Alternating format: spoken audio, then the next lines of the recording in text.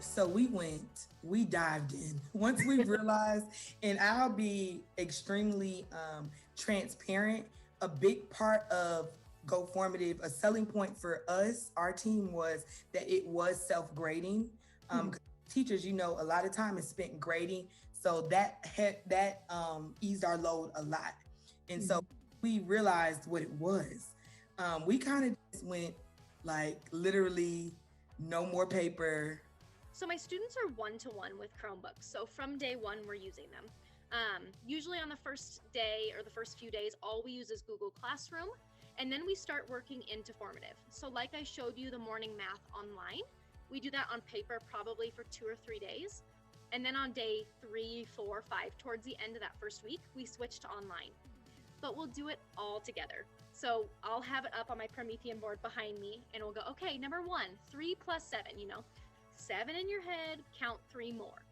Now, while that's a great strategy at the beginning of the year, obviously at the end of the year, that's not gonna fly with me. You should just know 3 plus 7, but we do it completely slow. But I'd say by the 2nd or 3rd week, the kids can do Formative all on their own. They know how to log in, they know how to get to their assignment for the day, and they know how to submit it, everything like that. The world stopped and we were forced to teach from home. I was confident that I would be able to give the material to my students, present it to my students, give them feedback, and to be able to monitor their progress, even though they are not sitting in front of me. And I knew I could do all of these things to Go Formative. So I walked confidently into distant learning because I had Go Formative in my toolbox. So one of the cool things about Go Formative is that we're allowed to collaborate and able to collaborate really, really well. One of the things we do on our Algebra 1 team is we have a collaboration folder. So for each unit, we have all the Go Formatives that we're going to use as a team, and everyone can see the Go Formatives. Everyone has all the rights, meaning that they, within that folder, that they can create Go Formatives, they can edit, they can delete, they can do anything.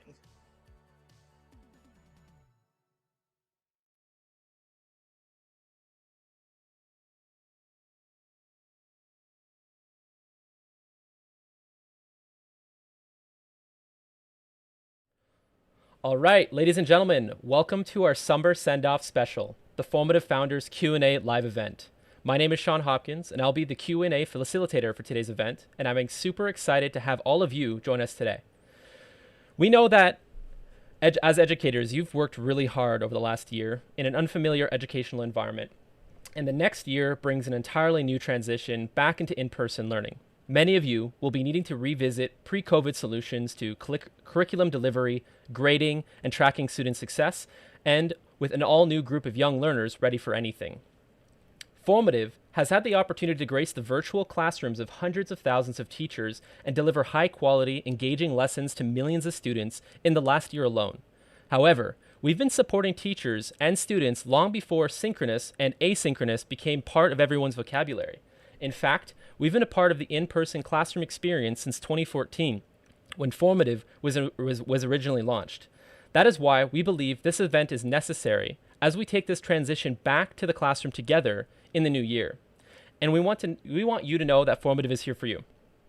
As professionals, we all need the set of tools that we genuinely believe in. But more importantly, we need to believe in the team and the leadership behind these tools. And that is why I can say with confidence that you can rest easy this summer knowing that Formative will be here for you when classrooms open back up and students return to face-to-face learning, as well as any other variation of learning that we may encounter in the future. That being said, the best way to get an idea of why Formative is the best solution for your classroom and will continue to grow and improve with every update is to speak with the minds behind the genius directly. And that is why I'm excited to introduce the guest for today's live Q&A, our fearless leaders, co-founder and chief executive officer Craig Jones, as well as co-founder and chief operating officer Kevin McFarland. All right. How are you guys both doing today? Amazing. Yeah, pumped up. You're now live. It's going to be further up to that question. So. Great. Okay, awesome. So I've got a bunch of really great questions that we've actually gathered from our community and from education industry experts for today's live event. I hope you're both ready.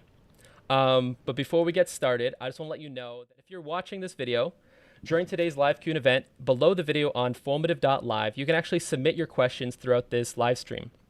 If we don't get a chance to answer them during the actual show, we'll do our best to answer them afterwards, and we'll release it in a series of content that you guys can keep your eyes out, keep an eye out for. If you have any more pressing questions, at the bottom of our screen, we also have an email that you can link at. You can reach out to us directly, and our team will be happy to respond to anything you guys would like to know.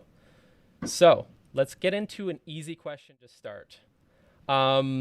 You guys are the founders of a really awesome ed tech company, and I and many of our community, as well as a lot of people out there, would like to know how it all got started. So I'd like you guys to take us back all the way to 2013 when this original idea of Formative was conceptualized. How did it happen, and how has it led to this incredible success and have such a positive impact on the classrooms today? Well, first, thank you, Sean. Despite the change of our company to get to this stage where we get to have fun Q&A sessions with the marketing person on our team is really a sign of a lot of growth, and we're thrilled to have you involved in this. But going way back to the beginning, before there was any formative experience, I guess I'll take it super back. So in 2008, I was a classroom teacher. I taught in South Los Angeles in a traditional public school in LAUSD, and really quickly realized that I wanted to do something amazing with my students. But my students were coming in an environment where, at least in their math class, only 14% of those students were at grade level. And teaching 8th grade physical science, there's a lot of correlation in building upon those math standards. So I knew I had a lot of work ahead of me, but really was just blown away by how amazing my students were. And really, I think the flaw was more the systems that I was working with in my classroom were just not at the speed that my students needed to be pushed at in order to have outstanding results. So I was fortunate to be in a school that had just received a laptop grant back in 2008, but the devices were not on the most recent hardware or software updates, and a lot of them had broken batteries and that kind of stuff.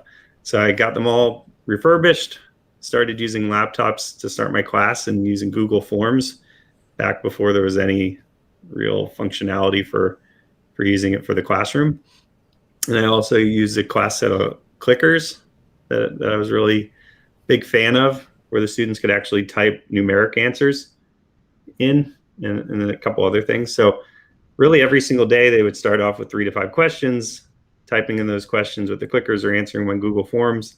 and then I would project the results to the students on the class projector that was connected to my smartboard, and we would just let the students see their results in real time, or as fast as real time was back then, which was usually when they push submit, and then it would color code things if it was right or wrong, and the students would get some immediate feedback. But the real innovation was that if you start doing that for not just the do nows, but also for the labs, classwork, the exit tickets, and then any weekly quizzes or whatever other things I wanted to do to collect data, I found that I was starting to collect lots and lots of student information that was very targeted to the standards I was teaching my students. And the beautiful thing is, once you start to get used to seeing that much student data, you start to crave more. So then I started building a lot of spreadsheets that would aggregate the student responses on a day-to-day basis, and then built a website where the students could go to check their results. And so they were starting to get this real portfolio of student learning from each day's session that would build to tell them whether or not they were mastering all the standards that they needed to master for 8th grade science. And then, long story short, they really mastered those standards. 2/3 of the students got the highest score you could get in the state of California. 86% were at least at grade level. And the district deemed that the students had 99th percentile academic growth over time, over 2.6 standard deviations above what was expected. And super proud of that. And in fact, just hired one of my former students this week to work on our team. So really thrilled about that portion. But that was only a small part of the history of Formative. To be honest, there was a large journey that still needed to happen before we were ever at the point where we could build a website used by many, many more teachers. I was fortunate that I was able to get one other teacher at my school to really use it, and tried it with a couple other teachers. But it still was by no means what we've created these days. What we created really couldn't have existed until a lot more people got involved, and the most essential to that was my co-founder, Kevin. So Kevin, I'll let you go from there. Yeah. Again, Sean, thanks for setting this all up. I think there's a lot of stuff that happens behind the scenes to make these things happen, and super appreciative. I'll similarly go back, probably go back even further a little bit, just to kind of give a lot of context about why this is so important and everything. So for me, education was always really a thing in my family growing up. This is the way you improve your socioeconomic status. This is how you go up the ladder and provide more for your family.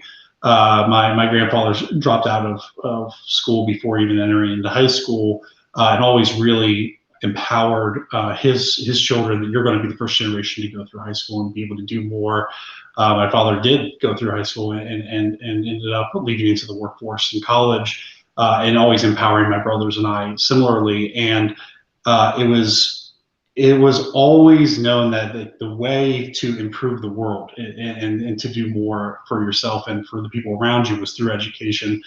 So I got a couple experiences being able to tutor and teach a little bit early on, and just really knew I wanted to be a professor in physics. It was like the weirdest thing as a 17-year-old is like, this is what I know I want to do.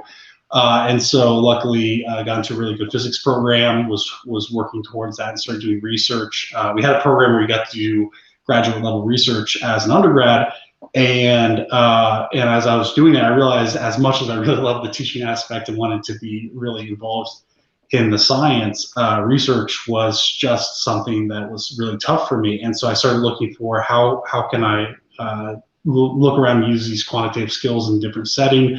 I did a short stint for a few years in finance as a way to be able to kind of grow a lot of my experiences and start building out my career. But there's always this thing pulling me back and saying, like, how can I look for something to get my hands dirty and improve the world in a different way?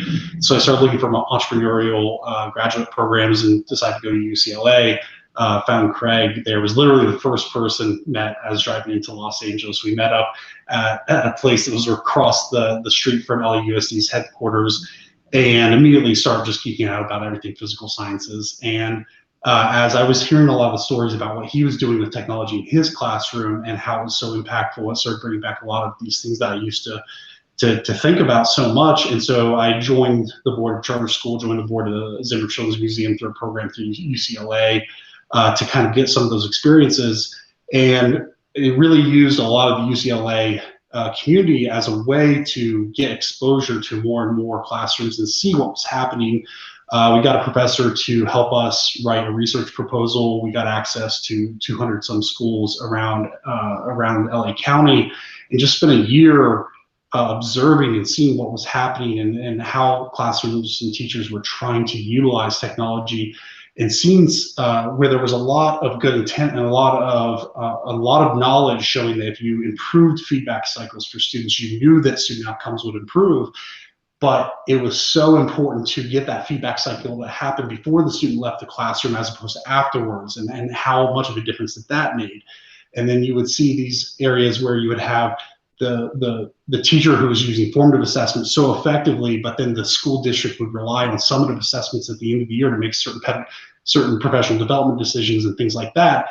And it was weird that we were seeing two different data sets being used, and kind of all this came back to that teacher experience of how can you make that feedback cycle as close to 0 seconds as possible, and build a lot off of what Craig was doing in his classroom, and taking a lot of what we were seeing in these classrooms afterward in graduate school, and said, hey, we think there's a thing here, and we think that if we can utilize the impact and the influx of this lower cost technology that's happening right now in classrooms around the US and around the world, maybe we can do something that's really impactful. And so we just started working on everything we saw, and realistically, just listening to what educators were saying. I mean, as much as we talk about our ideas and what we were thinking about, at the end of the day, 90% of what we've built has just been listening to educators saying, I need X. And so much of this is not, I need this thing that's going to be 20 years in the future, but I need this thing now to help me get a little bit further. And so we'll talk,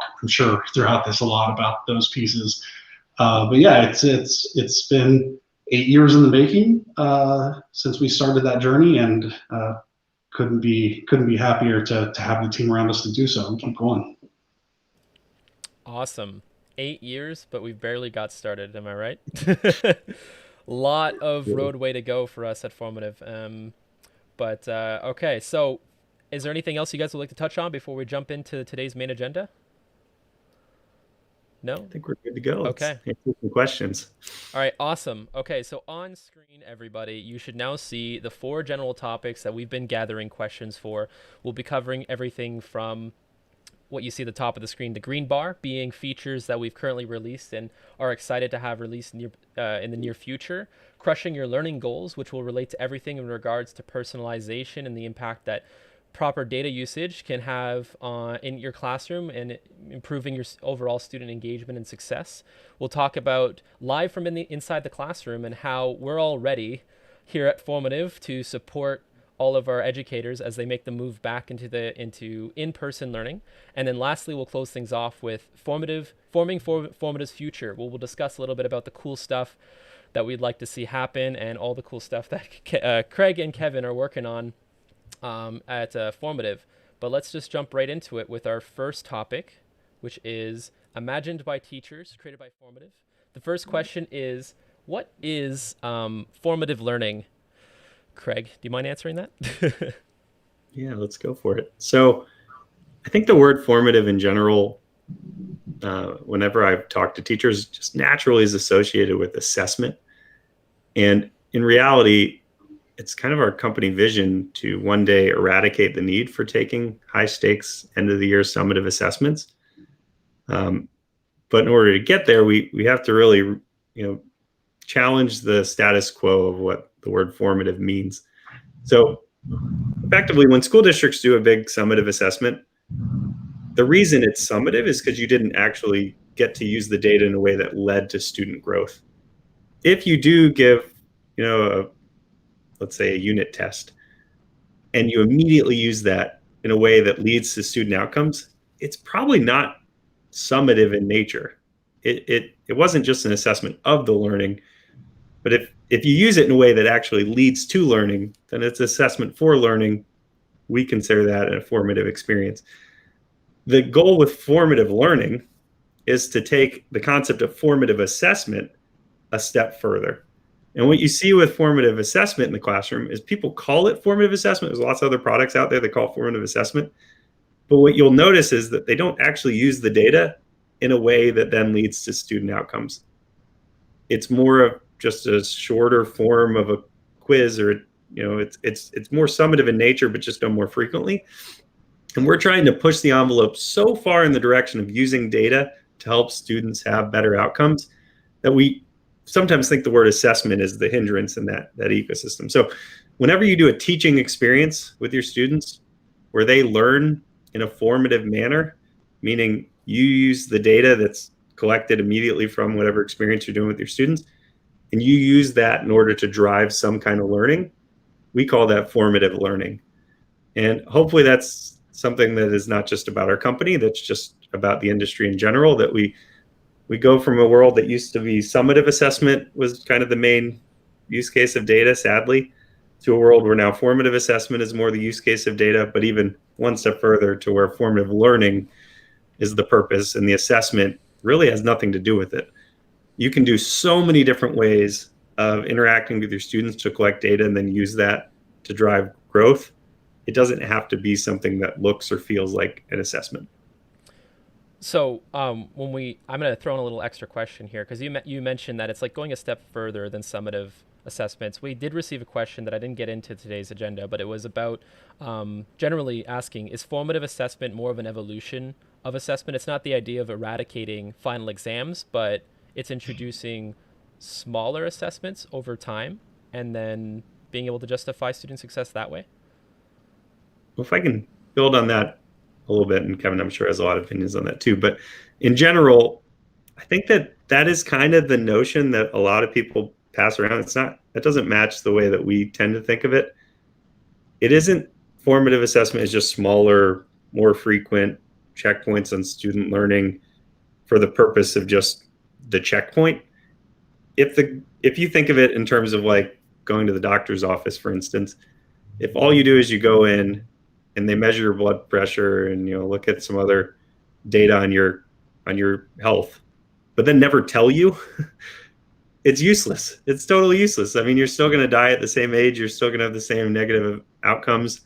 They need to use those checks to then inform you as the patient on what you can do to then have better outcomes in life. And the same thing happens in the classroom. Hopefully less macabre, but in general, when you're teaching every single day, if you then just take that extra step to make sure that the students are fully aware of what misconceptions they might have, and you're using all these little checkpoints of data collection, these do nows, classwork, homework, assessment, lab reports, whatever you're doing with the student, as long as it has a feedback cycle built in that gives information back to the student in a way that they can then understand what that means for their own learning and then take that to the next level. That's what formative learning is. And again, it's a step deeper than what people usually call formative assessment. When you walk into a classroom and you see someone do a do now or some kind of exit ticket or some kind of learning assignment that they call a formative assessment, it only is formative if that final interaction goes back to the student in a way that means something to that student. And that's what Formative as a company is trying to accomplish. We try to help you get not only through the process of collecting that information, but then to the next step of giving it back to the student or other stakeholders so that growth can happen. Awesome. Okay. Well, you answered a bunch of questions at once in that one. But I'll open up to Kevin as well. So like we have a good understanding of what formative looks like. But for those individuals who are very tied to summative assessments and believe in that being as a solution, how can we explain to someone who may, I guess, in this case, disagree and say, we need to be able to test people into the year to justify their success? You answered it a little bit, but I want to see, Kevin, if you have anything you want to add there. Yeah. I mean, end of the year assessments have a purpose when used appropriately, and they were built on the foundation of industrialized education, where you have a massive amount of population that come in, and all of a sudden you need to be able to compare and make admissions decisions into colleges and all these things. We always have to take the context of what has made the system in which we are working what it is.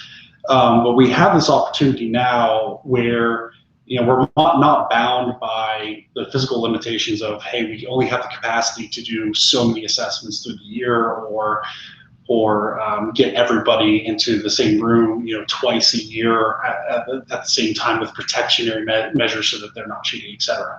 All that's to say, I think the way I think of the large stakes end of year assessments versus what we can do now on a more iterative basis is thinking about the best case scenario versus what actually can happen in worst cases. And like in the best case scenario, an end of the year assessment can only reaffirm what you should have already known about students' progress and capacity right now in mastery levels. Is if they do everything right heading into that end of the year assessment, then it says this is what that student has learned to date. And that's the best case scenario, is it just reaffirms. The worst case scenario is you get bad data, is that the student had a fight with their girlfriend and boyfriend, or something happened at home, or they just got a bad night of sleep, or whatever. There are so many things that could impact the student, that they just had a bad day and they just didn't take the test correctly, or they have a learning impairment that the school didn't know about and didn't create systems to help them out in that situation. And at that point, what you're actually getting is data that tells you that the student is worse than they really are, or leads you in an astray. And you're now, as a district or as a school, you're making decisions off of that. And now you're actually hampering the student's education as opposed to helping it. And the idea is, if you can be acting all along the way and measuring that as it's, measure 6 times and cut once type of thing, right? Is you're acting every step of the way, and you're kind of driving the car as you have these small iterations, you get to a much better destination than trying to say, hey, I'm just going to drive straight in a line for a long time and then yank the wheel because I'm way off course. There might be like 3 different metaphors in a row, so apologies. But I think you get the idea. Is I think we know that small iterations just inherently have much more potential. Where we're trying specifically ourselves is to combine that small iteration with the tracking in a way that by the end of the year, you just don't need to do that assessment. So overall, an educational evolution software designed to change the world. Obviously, I think eventually everyone who teaches is going to want a tool like this within their roster. So my next question is kind of, it's a good one. It's been asked by a lot of people. Will we offer formative in more than just the English language? Yeah. Okay. You'll actually probably notice that if you've got your Chrome browser set to a different language, we've actually started to localize the website in certain pages to be your Chrome browser language. So for instance, if you were to go to goformative.com/team, you'll see that whatever browser language you have, the entire website is translated, or that page is translated. We're going through the whole application to make sure that page by page, everything is, at least the copy that we put in the website, is translated.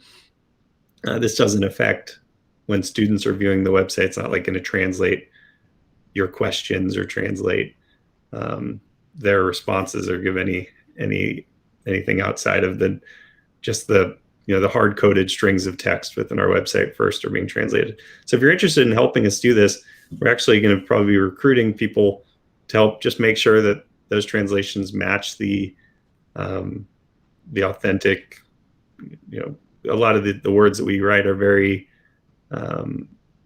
education specific, and we need teachers from different languages to help us make sure that they're translating properly. So we're planning to translate to pretty much every main language. I think we've We've got at least 10 different translations for like the team page, but it will be much more than that by the time we're all set. We'll also probably do some local changes too for, different variants of English or different variants of, core languages, so that it's more of a tailored experience wherever you are. So hopefully that gives a little preview of that. It's very much actively in development. We started working on this basically the last couple months, and we have a plan to really make Formative something used around the world. It's already very popular around the world, which is kind of fun to know. But we know that it will be even more widely accepted when it's in not just language translated, but also different support articles and other videos about Formative and other core content is also kind of naturally in the language of whatever language you've set. Okay, awesome. The next question we have, well, I guess if someone wanted to reach out, first of all, if they wanted to help out in any way, what can they do to get in touch with us? Well, within the app, you can always reach out via the intercom message, which all you have to do is click the little question mark at the top of the screen whenever you're logged in, and it says send a message to the Formative team. I believe it's something along those lines. Outside of that, you can also go to requests.goformative.com. Just a little bit of a tongue twister there. But if you go to that website, you can see that we already have threads of conversations around translating the website. We also have a discuss.goformative.com where you can talk to other teachers about Formative or become a certified educator, which we may dip into our certified educator pool to help with some of the translations. And then additionally, you could just email us directly, either at founders@goformative.com, which goes to Kevin and me, or directly at craig@goformative.com or kevin@goformative.com. And then we also have more general email threads that you can respond to, like help@goformative.com and support@goformative.com. Those would all be great places, but just feel free to reach out to us. It will get to us. We'll respond. If we don't reach out to all of them, we'll make sure we'll see it somewhere. But yeah, everything, it's hard for us to miss it because we've got a lot of systems integration, so it will show up to our team. Yeah, and speaking of a lot of systems, we're a very digitally focused company. But when I was growing up, I remember very vividly classrooms that did not allow laptops, did not allow phones, did not allow electronic devices. And so what can we say, I guess, to either students who prefer to use pen and paper or even teachers who prefer to use pen and paper in regards to how Formative is as an experience for both those use cases, both those stakeholders? Yeah, I think I'll talk real quickly on like what we do, and then also kind of high level on what we believe in the pedagogy. For us, as we try to create a very flexible experience, is you'll see in a lot of our question types that you can add a show your work to be able to really not only have the response that the student has finished with, but how they got there, which is obviously so important for so many reasons. And for that is the way we've approached it is that if you want to type your answer with a keyboard, if you want to use a touch screen, if you want to be able to upload a picture of your work from another system, or if you want to literally do the work on a piece of paper, hold it up to your webcam and take a picture, trying to make it to whatever way the student is doing their work, that they can represent that and get that back to the teacher. And I think that this is one of the things that we've talked about for years is how do you make sure that the objective that you're trying to achieve as an educator is utilizing the best means to get there. And there are times where you want to go digital, times where you want to use analog systems. And I think that too often in tech companies that you assume you have to do the digital version of everything. And just as a really quick story, I remember going to an ed tech conference when we were really early on and still exploring things, and seeing a tool where you had an iPad and you would have a student that would swipe and simulate cutting paper and some other things around that. And I asked the presenters, what are you trying to teach? and they talked about how we're trying to improve dexterity. And my whole thought was, why wouldn't you just give them construction paper and crayons if you're trying to improve dexterity? And I'm sure that there might be some research around the specific way that they were doing it for certain students, that actually is the most appropriate way. But I just remember thinking like that we don't have to force a digital solution every single time. And in particular with us, and about when you're trying to obtain actionable data, and you're doing that so frequently, when we talk about that frequency, that's where using a digital solution is much more impactful. And it's really just got to be around that, and just doesn't make something useful. But at the end of the day, if you can make it flexible to where the student has their choice of how to input that information, it makes it so much better, because it's just different for everybody. Okay. And I guess as students go back into the classroom, we'll start to see a lot of pen and paper come into play again. But one other thing that we're definitely going to start to see is a lot of more in-person student collaboration. And so I'm going to combine a couple of the next questions together into one, but essentially collaboration as the top of mind for both educators and students going into the new year. What are some of the features we have at Formative to better enable both the educators and the students when they want to collaborate on projects, assignments, or even just dealing with cohorts and groups of students in different subjects and stuff like that in schools? Yeah.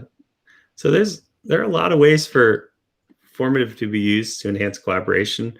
Probably the most obvious way, but not necessarily the way that most people think of when they think of Formative, is that any tool that you already use that supports collaboration can be embedded into a Formative. So we find that a lot of teachers will, put a Google Sheet into a Formative, or attach some kind of, collaborative experience as an embedded thing within a Formative. And so now when the students are entering their data from the lab that they're doing, they're entering it directly into a live Google Formative or a live Google Sheet that everybody's, participating in around the class, but then answering questions specifically to them. So things like that, I feel like the fact that you can app smash so much with Formative kind of means that the best collaboration tools around the world, you oftentimes can put them into a Formative and just make that one central experience to get that collaboration that you're looking for. But beyond that, we definitely hear teachers loud and clear that additional collaboration tools are really essential. We started addressing those by allowing teams of teachers to collaborate. So we make it so that you can have a shared folder and invite editors, and you literally can edit with another colleague of yours at your school while you're building formatives or building folders of curriculum and that kind of stuff. The same thing would be really awesome for us to add for the teacher experience, where you can assign to a small group and let people work together. That's the beauty of Formative, is that we built it around a technological backbone that does allow really real-time communication. And so right now, most of that communication happens between the teacher and the student.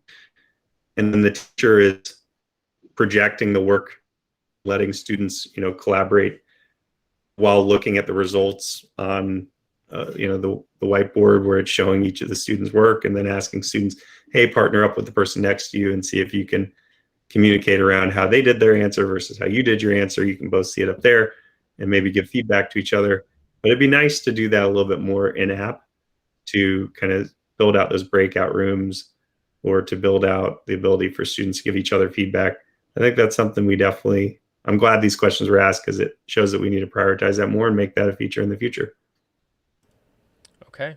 So speaking on features that we're going to be developing, some of the questions that people wanted to know is like, what's coming up, but also what would be the most valuable feature on our platform for our users, and why?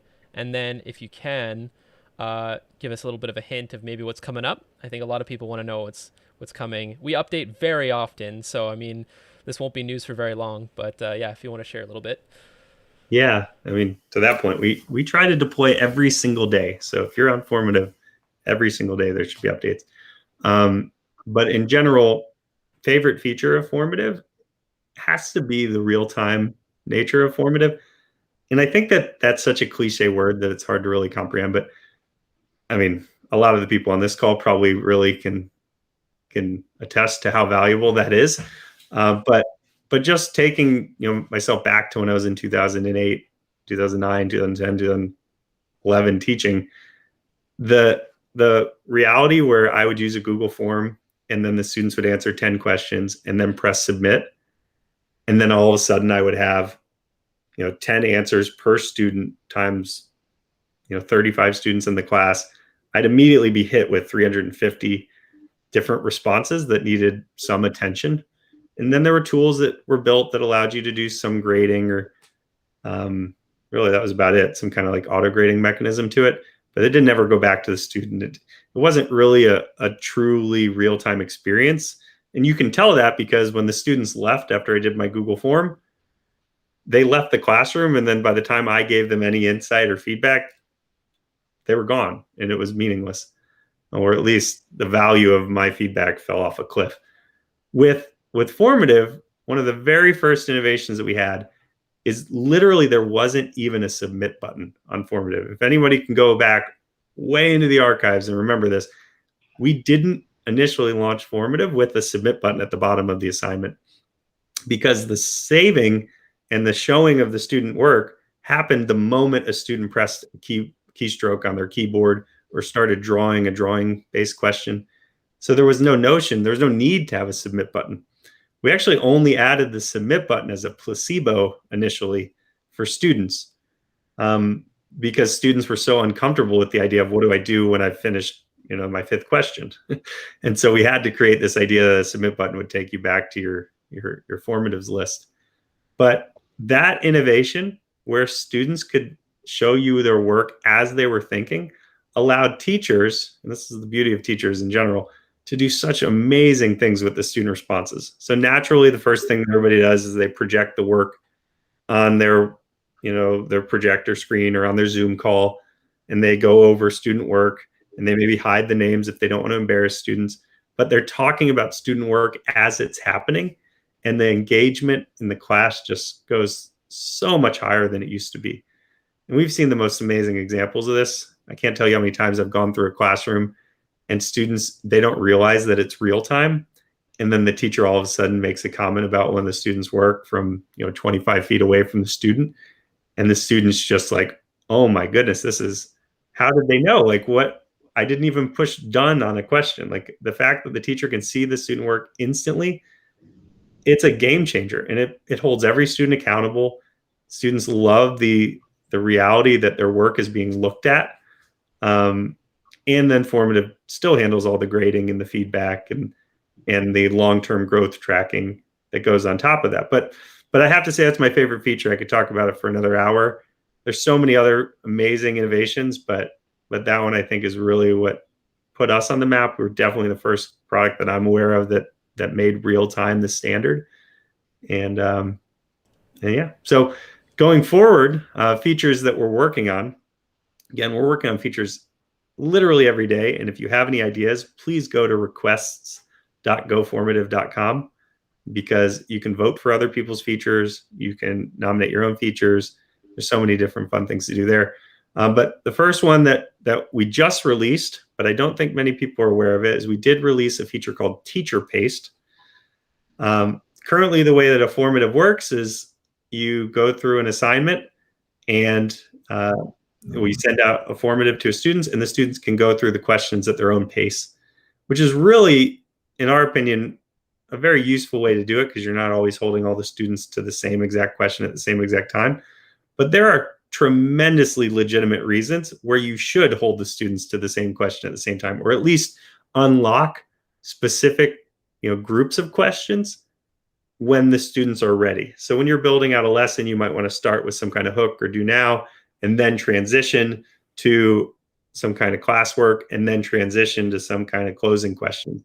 And so with Teacher Paste, we're allowing you to build out your same exact formative, but then reveal groups of questions using a new remote, which is the Teacher Paste mode, which allows you to advance the questions that the students see on their screen so that they can't be on a different question or content than anybody else in the classroom.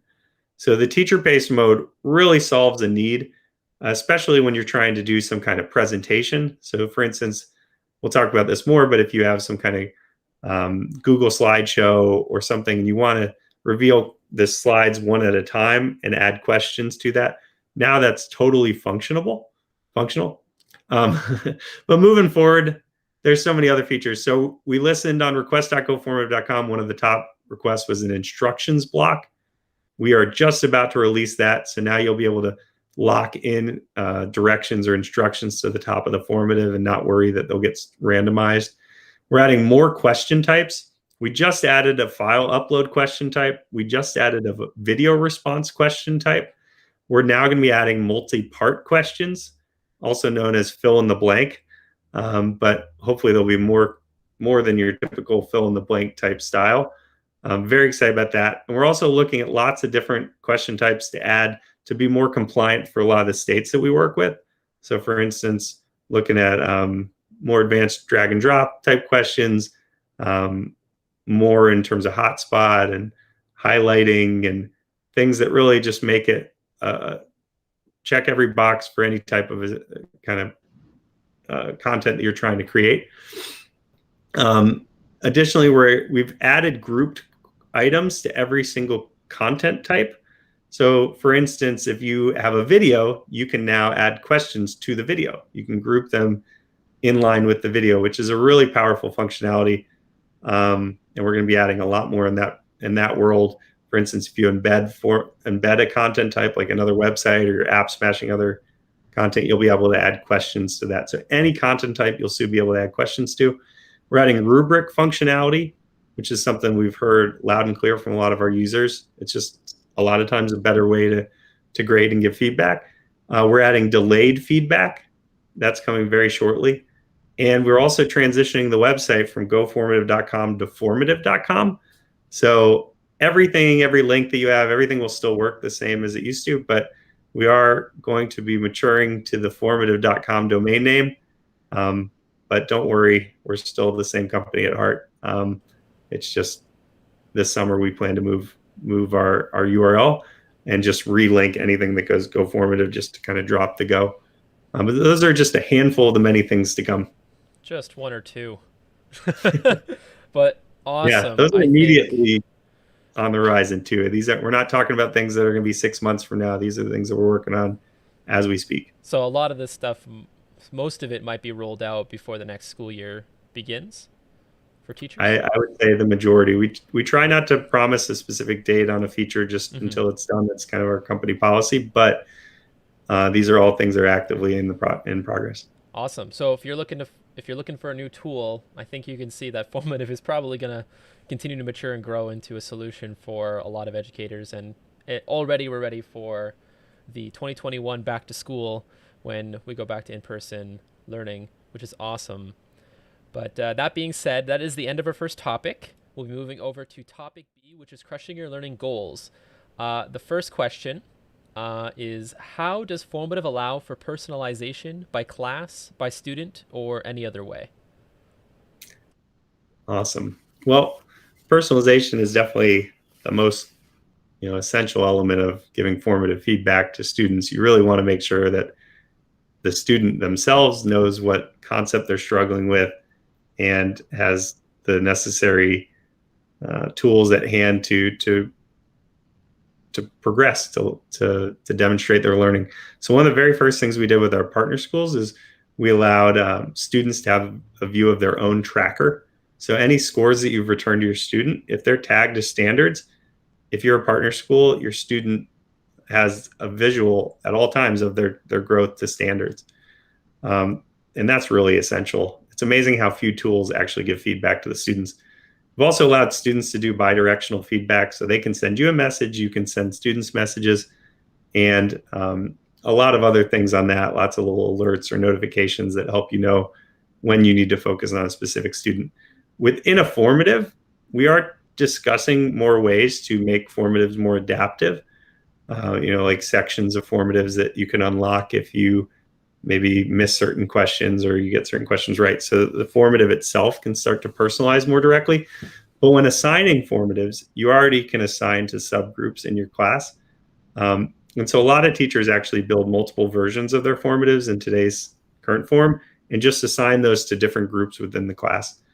Additionally, a lot of teachers build breakout rooms or other, they use the data from the formative to make targeted intervention circles so that they give the necessary personalized feedback to each student.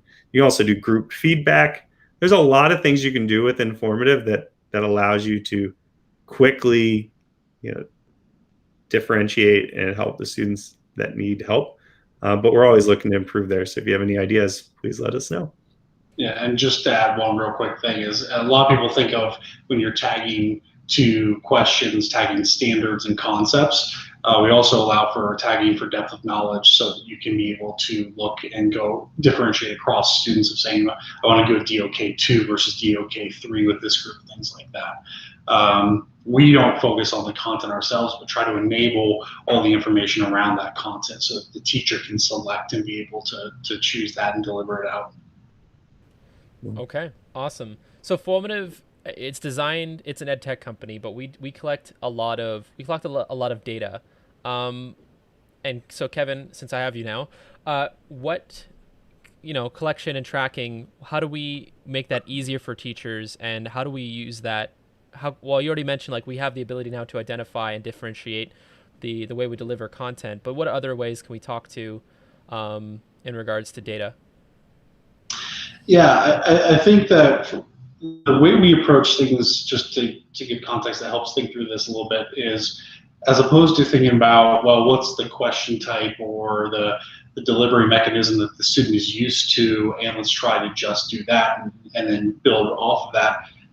We usually kind of look first at what that objective is and how do you make a dashboard that's digestible for a teacher to be able to see 30 students simultaneously but still be able to act on that and not feel overwhelmed, be able to identify the specific parts where you need to focus in on a specific student today versus seeing a trend across your classroom the next. And so we kind of put that first and then figure out what things feed into that. So for a lot of it is when that students' response is coming through, if there is the ability to do auto grading and things like that, we try to make that as easy as possible. If the teacher kind of sees a trend that they can do multiple selection and be able to say, I want to select these 7 answers because they're all in the same vein, and give the same type of feedback and the same score to them. And then be able to, if you work with specific LMSs or SISs and things like that, that you have the right types of integrations to say, well, if I have my students come in through Canvas, then I know I can push back that information at the click of a button. And just trying to make it as flexible across all those different scenarios as possible. And I think that the nuance is tough is it's not as important to know if a student got a math question right or wrong. It's more important to know why, and the why is harder to automate. So you got to create a lot of efficiency tools to be able to say, well, you're still going to empower the teacher that they're going to be the ones that's going to have to do some analysis, but make it to where it's just easier for them to digest at scale and things like that. I hope that was a helpful answer. Yeah, that's good. And so that kind of leads to the next question a little bit. So currently Formative is very much teacher-facing and teacher-directed. How would you envision, a more student-centered formative that allows students potentially to have more control to set their own goals, track data, and demonstrate what they know, and what they would like to know and why? I think that the question almost explicitly answers itself. It's spot on. Is you want to have the teacher facilitating at scale. This is the usual flipped classroom model as much as possible, is just facilitate the student to be able to really be feeling empowered and being able to self-drive as much as possible so they can see their data. Craig was already mentioning before, having a student-facing tracker where they can see their performance on goals, things like that. And then eventually being able to self-guide further where you say, I really found that I'm successful here, so I want to dig deeper.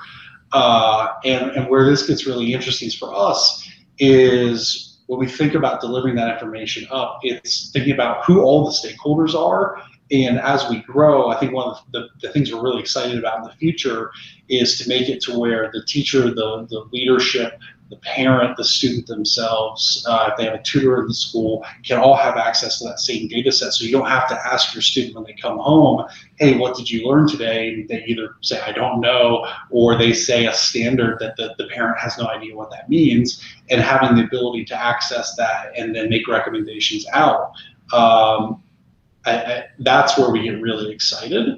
But I think your question is spot on. Just creating ways to empower students is the end all be all. So we foresee a future potentially with formative, no promises made, but with the data we can collect with the real-time tracking, the student success tracking, we can take that data and now we can build out a way for all stakeholders that surround a young learner to have what they need to make sure that they're getting the right differentiated learning environment, that all the stakeholders know how they're progressing, and we can do this in real time throughout their journey without the need of a summative assessment to identify whether or not a student was falling behind.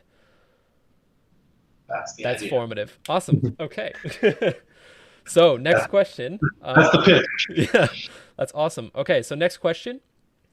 What are some of the, I guess right now with formative as we have it, what are some of the data and tracking use cases that formative enables within education for both teachers, but also we're going to go up the food chain a little bit. Let's talk about admins as well.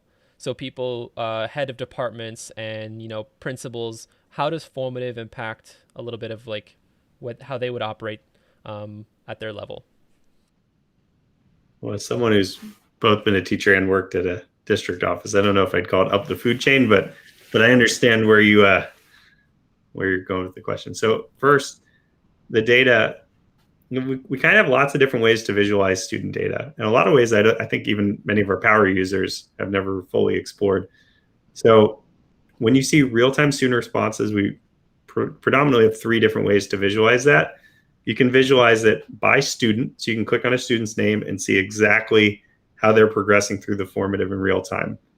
You can click on a question number and watch all the students answering that same question at the same time. Or you can click on the totals view or the summary view and see kind of a snapshot of everything. So kind of like a top-down view of the forest. And then you get to say, oh, I should focus on this student or I should focus on this question. So that summary view really is a lot of the time where teachers are driving their live formative. Now that we're doing the teacher-paced mode, you can kind of control the notion that a student will, maybe you can follow them one at a time or question by question without having to worry so much about keeping your eye on the summary view. But from even in that view, you can export that data, send it to your different systems that you're integrated with, your Google Classroom, your Canvas, your Schoology, any other export that might be necessary. And then you can also view very cool reports that I think a lot of people have never discovered. So some of which are, visualizations in terms of what percentage of students said this answer versus another answer. So that we call our like graph view. We also now have added for school districts, if you've integrated with your student information system to pull additional data streams with that student, you can see information on learning English proficiency or ELL status, or breakdown by specific demographic data. And so this is allowing formative to not only showcase in the moment results, but also how your entire team of teachers or school is performing on specific common assessments or specific target standards, and really hone in on that. So the neat thing with formative is you not only get the live responses, you get the tracked view on how those students are doing over time through all the different standards that you've given. And administrators can also look at the data on common assessments or other standards that they're focusing on. So that's a fairly complete package, which we're really proud to offer, at least in the current stage.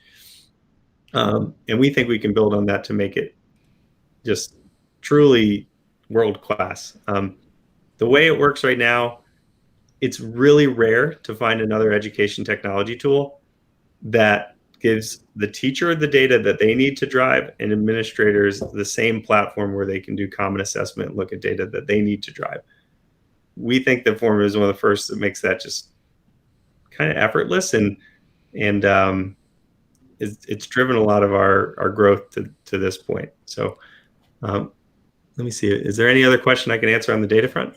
No, I was just going to add, it's going to be really exciting to see as more teachers get access to these tools and get access to this power, how education is going to start to shift around. And I think having a tool like Formative in all of their rosters and stuff will really help enable the move over to formative learning become more of a reality. Might convince some of those naysayers who believe summative is the right way to go, even though everyone agrees exams are terrible. But no, that's the last one for data and personalization. We'll head over to topic C. But before we go, I'll just check up on time. You guys still okay for a few more questions? I think we'll try to be more succinct in our answers, so we don't get so far behind. But yeah. Okay, let's keep it up. We'll allocate maybe 10 minutes to each section. I'll just skip questions if we don't have time. But the first one, really easy. Was Formative originally envisioned as an in-person or a remote tool? Yeah, very, very much in person. We really focused on what we knew and we had experienced. We made the joke. You hear the term in technology is like designed for mobile. We used to use the term design for projector because we had to make sure that this would work at projecting it up. But the context was always that we knew that there was a future where education was combining the digital aspects of devices in the physical classroom and moving towards something that was much more of a hybrid variant. And that was something we started working on, and it seemed to enable things for when things transitioned last year so heavily virtually. But ultimately, in person is where we really had always focused. Okay. So how do you think Formative will be able to help educators transition currently from over a year of remote learning back into in-person learning effectively in terms of student engagement with the current features, or will we have to release any new features to accommodate this shift?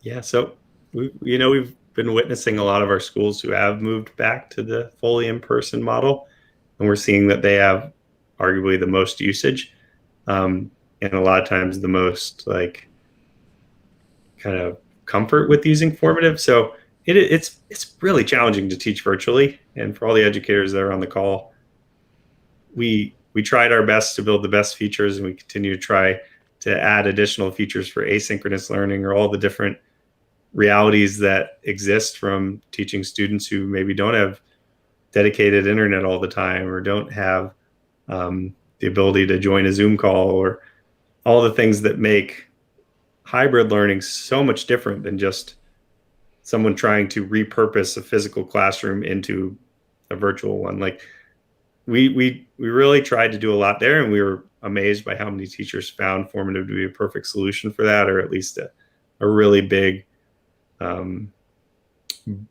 boost to their virtual environment. But this whole time we've been adding features for virtual classrooms, and we feel like once you're able to move to an environment where your students are in person, if you haven't done that yet, you'll find that Formative works, we hope, even better in the physical classroom, or in any hybrid environment that requires a mix of physical. So in general, we continue to add features on that front. I think everything we do is with that in mind. We've also added a lot of things for students to, be at their own pace. Not, a lot of our teachers do some kind of mastery-based learning. So we're trying to envision what the future of the physical classroom looks like, and not just more of a standard teaching model, but everything we do is kind of on that front. Okay. So we have a question then that's coming in from more of an admin perspective, where they ask, how can I best support teachers who are returning to the classroom and want to continue using technology such as Formative, but also want to continue using hands-on instruction? We covered a little bit, but if you want to bring it all together, how can we explain to an admin how they can implement this properly for their teams? Yeah, I think this is a great question, because a lot of times we think about the classroom in kind of its own sphere. We actually did a study with the American Institute of Research quite a few years ago, and part of the study was really focused on this. And there was already tons of research that showed that formative assessment was effective.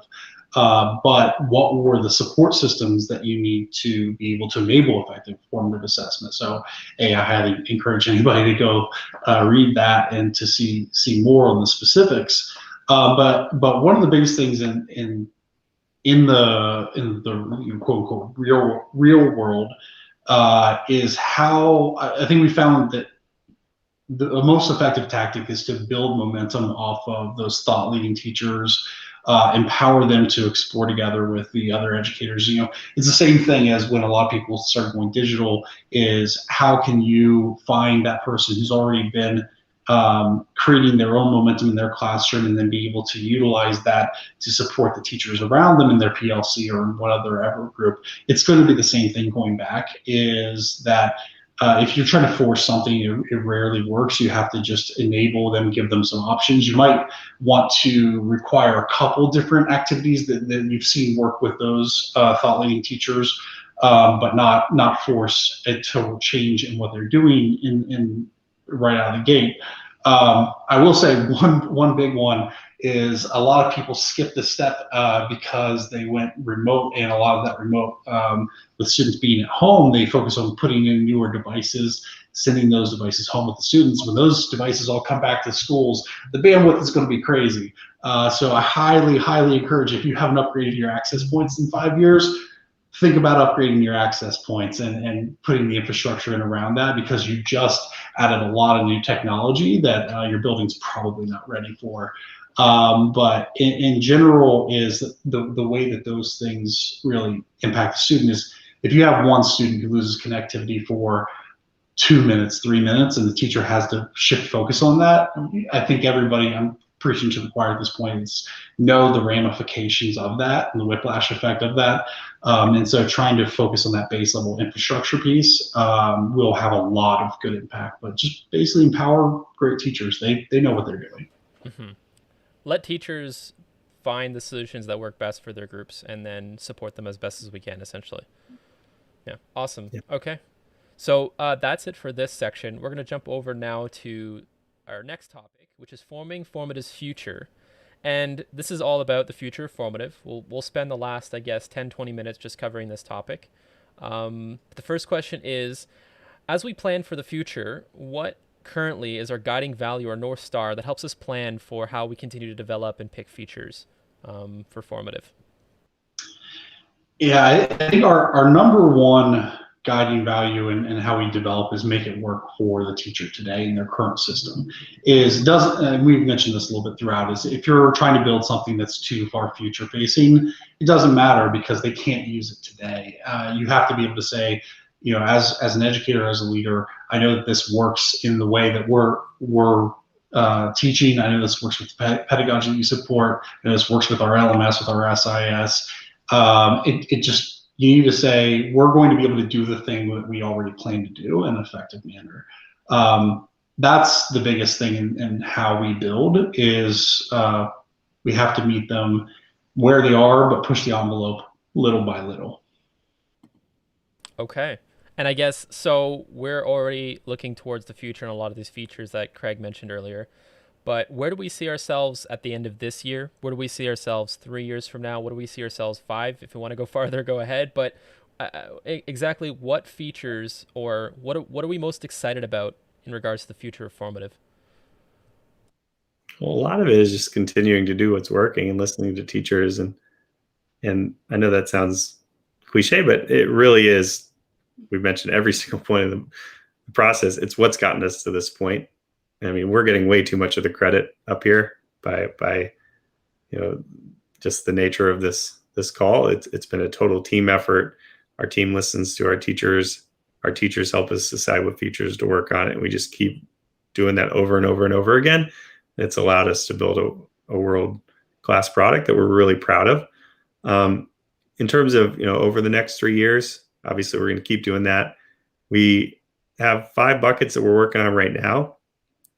Continuing to innovate on our teacher and student products, continuing to innovate on our school leader /admin, tools, adding more content to our library. And again, we try to be very content agnostic.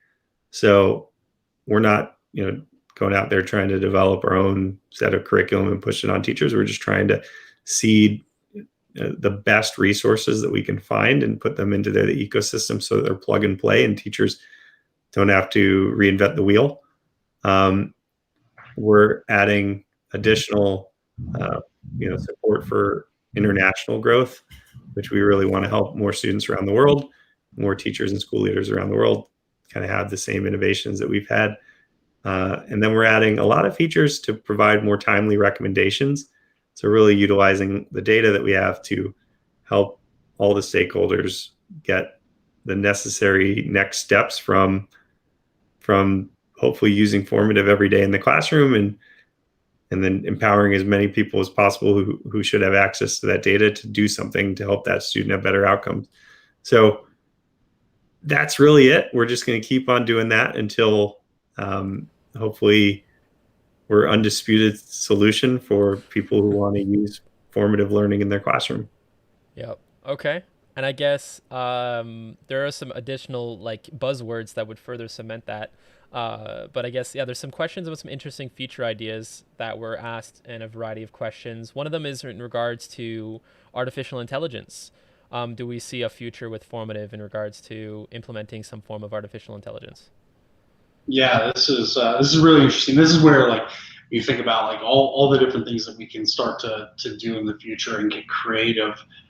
This is one that comes up constantly. I think that the thing we always want to think about is balancing how can you utilize something as powerful as AI, but doing it in a very confined manner to make sure that you're addressing something in a very specific manner, with something that's as sacred and as important as student information.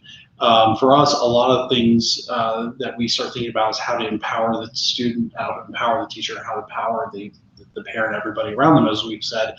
How awesome would it be to be able to see that, hey, we see in general that if you have X plus Y plus Z, that we can kind of see the trend where the student's going. And so we're going to recommend a Khan Academy video. We're going to recommend this other resource, et cetera. So obviously external recommendations is one of the first places these things naturally go, and just say, hey, this might be something that can be helpful to you based on your current performance. Focus the opposite direction. You can give recommendations inward to the teachers. For instance, IBM's Watson has a really cool program where you can be able to give suggested standards on content that it can read through a lot of curriculum and be able to say, this curriculum looks like it probably applies to this Common Core standard or this NGSS standard, things like that. And then be able to help the teacher if they say, I don't know if this is going to be applicable to what I'm trying to do over the next 3 weeks, and be able to recommend and say, yes, this actually looks like it applies to that standard.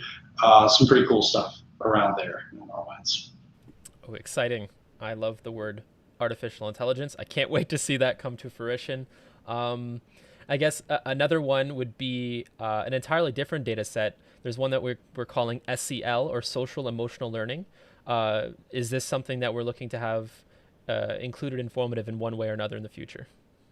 Yeah, this is something really, really close to home. I think that we really want to be able to figure out either a partnership with the right external partners or being able to build some things in-house. But I think too often when people think about what education is, they think very specifically about mastery of standards and specifically about the content and the concept that the student's trying to learn.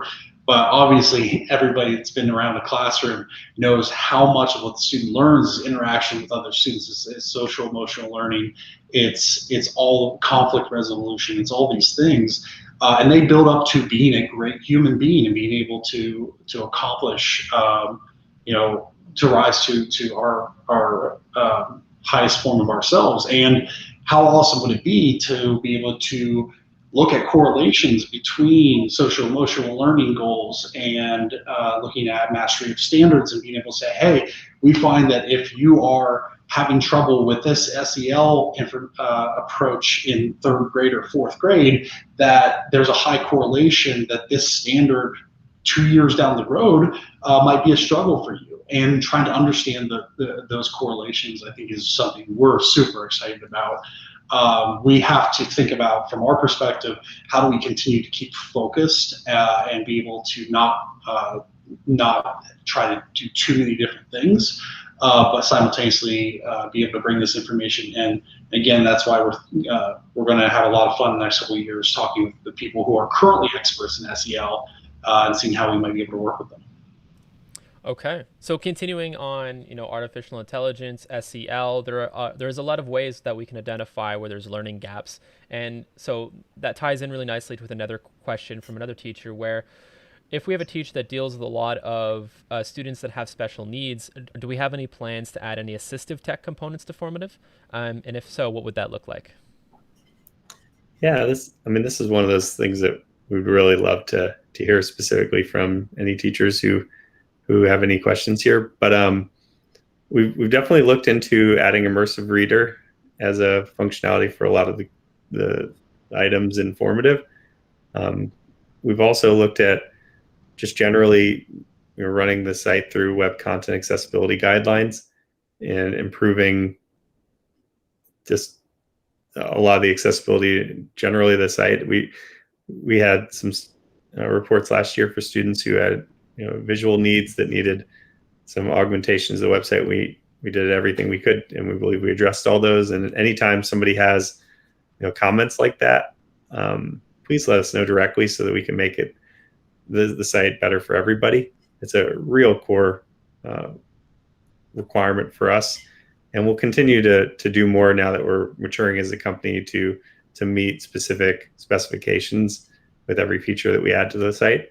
I think this same teacher also was asking about just like other features, like enhancing content to help for just the way that they use Formative, like superscript and subscript, and we've added a lot of features like that already through the site. And if there's any questions on that front, just let us know, because we want students to be able to use Formative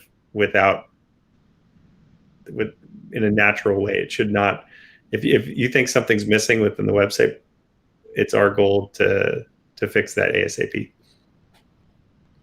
All right. And then I guess we're coming near the end of our show, so we'll lighten up the questions a little bit. But so I guess in general, everyone is looking towards recent world events, and they're asking the question: do you think remote learning will continue or to become more and more prominent in the future, or are we going to see a monumental shift back to in-house? What do you guys think? Yes and yes. Is the short answer is we're going to see a combination. We're not, the question we've heard for months is, are we going back to paper and pencil? And we're not going back to old school paper and pencil from years ago, but it's going to be a major component, and we're going to see a lot of the transition back into the in-person classroom. It's a little bit more of what it used to be, but not anywhere near that full-blown reversion. I think we talk about personalizing content to students a lot. We've heard it today. You've heard it for years. The holy grail of education is personalization, making sure that the student needs something that's higher level or lower level, make sure they get it. One of the things that I think we've learned really emphatically over this last year is there's not only personalization of the content and the concepts, but personalization of approach. Is like we talked about, some students want paper and pencil, some students want to be more digital. Is how do you make sure that the approach and the interaction with the student is formatted in a way that is best for them? This was really interesting, was even before the pandemic last year, I got to do a trip down to Texas, and one of the school districts that we got to meet up with was Frisco ISD. They were 3 years into a program, and I apologize, I forget the name of the program offhand, but they were 3 years into developing a program for flexibility of student participation in class. So if a student couldn't physically come to class for whatever reason, being a personal reason or otherwise, they could still participate in a virtual environment at home or in whatever capacity they needed. And they weren't alone. There were all these school districts that were talking about, hey, just because a student can't come to class today doesn't mean they need to miss out on their education. And this is probably the silver lining of COVID for us is it was a horrible thing for so many people, so many like real world consequential ways. If we can try to bring something that's positive out of it around education, is the idea that whether a student is at home, whether a student's in classroom, whether it's that student, like Craig mentioned, if they have to go find internet at a local cafe or a McDonald's or whatever, how do you create an environment that tries to support and increase that equity of access? And I think that that's one of the things that's going to stick with education in the future, in that flexible environment. Yeah, I That's think the ahead, only part I'd add is that, we've definitely heard a lot of stories around the new learning loss reports, and we hope that we're in a position where we can change the narrative and talk about how we're about to enter a world of immense learning gains, and really turn this into a positive event for society. Teachers definitely moved forward many years in their comfort with education technology, and we don't want to burn people out from education technology. We want people to go back to what's best for their classroom, but a lot of times I think people discover that what was best for their students turned out to involve the technology, and we hope that if you use formative in a really impactful way, that we have goals that can lead to 8 months of additional learning impact per student per year. There's research that shows that the complete feedback loop has that much potential. And so we really hope we can get into an environment where not only can we make up any loss that occurred during COVID, but really accelerate students into the future. And that's the part that gets me most excited. And that doesn't, the classroom of the future is not just going to be, what it looked like in the past. And we get to now use this opportunity to redefine what it looks like in the future. Awesome. Yeah. And this is one of the reasons why I decided to join Formative, is hearing you guys talk about all these incredible things and hearing that so many teachers genuinely believe and trust Formative in their classrooms, teaching students around the world. And now we're starting to see a lot of people outside of education, or potentially part of education as well, looking to back and get involved and support this initiative, to the point where we've recently closed our first Series A funding round, where Kevin and Craig here, if we had a live audience, I would say round of applause. And this really unlocks an incredible future for Formative, and all these great ideas are things that I hope to be a part of with this team. And everyone at Formative, I can say, is super excited about the future of Formative. And so I want to leave it off with one last question. Is there anything else you guys would like to share with the live viewers today, and with anyone who may be watching this video afterwards? The floor is yours. We're hiring. I'd like to share is that probably the thing we like to celebrate the most, it's a minority investment round, so we're still in full control of the future, and we get to build this dream. There are a lot of companies we've seen recently that seem to have taken this opportunity to kind of change hands or move on from their vision, it feels like, and we are just totally doubling down. We really believe in a world where we get to make these comments a reality, and we've worked 8 years. We're not ready to slow down yet. We want to genuinely do the things we talked about in this call today. But Kevin, maybe I'll hand it off to you in terms of what next steps we're looking for. I was just saying, excuse me, we're hiring a lot of people. We've got ambitious goals. We want to really support a lot of educators. We're fortunate to have millions of students around the world that have been trusting us, and to do that, we want to continue to fulfill that and be there and give the best service we can. So we've got a lot of stuff on a careers page that we're going to be opening up. So please keep an eye out and potentially join the team. The link is goformative.com/careers. Or you can just go to goformative.com and find the careers page. Or I guess nowadays you can go to formative.com, as we are starting to transition to formative.com this summer. Awesome. Yes, we're looking to triple our team. So please, if you're interested in working at an incredible, innovative company with a lot of extremely talented individuals, please head over to that site. We all are looking forward to seeing you join our team. That being said, this is the end of our show. Craig, Kevin, thank you very much for joining me today for an hour and a half, sharing your history, the company up until this point, and your vision for the future. That being said, I will let you go here. I know we're all very busy, but thank you again. Thank you. Thank you, everyone. Thanks, everyone who's been a part of the journey with us. Yes. Okay. Thanks, guys. Okay, that is it, ladies and gentlemen. Thank you for stopping in at our very first summer send-off event for a live Q&A.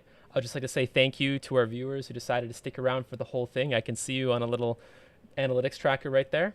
That being said, if you'd like to learn more about Formative, head over to goformative.com or formative.com. You'll see the link on screen in a little bit, where you can go, and any teacher, any user who would like to use Formative can do so for free and unlock all the power of the tool that was being described throughout this entire video.